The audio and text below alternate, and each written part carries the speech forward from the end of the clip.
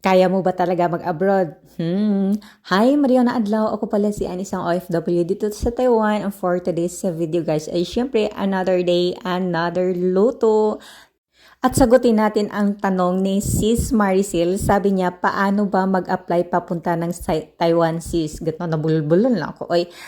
At bago yan sis, ang trabaho ko po dito sa Taiwan ay isang caretaker. At kung magtanong kayo, ano ba ang caretaker? Basta, same lang yan sa caregiver, nag-aalaga ng matanda or basta yung differently able, mga ganon. Basta wala nang kakayahan na mag-ano ng sarili na ganon. At taga-sundot, taga-loto, taga-linis, in short, all around na.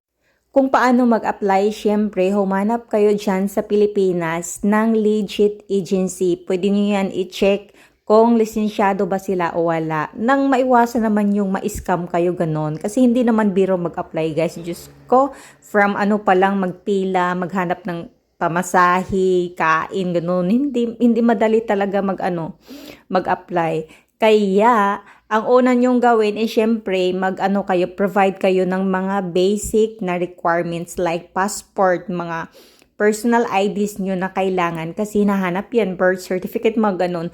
Kasi yung other requirements is to be follow na yan, ganon. So yun lang masabi ko, maghanap lang kayo ng mga legit agency talaga dyan sa Pinas. Marami naman dyan.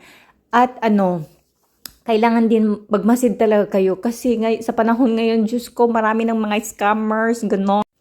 Nang maiwasan lang talaga yung mga ganyan na mga Kasi mahirap na guys, 'di ba? Mag-apply kayo tapos yung kakarampot lang yung pera niyo tapos may scam pa. Ay, Diyos ko.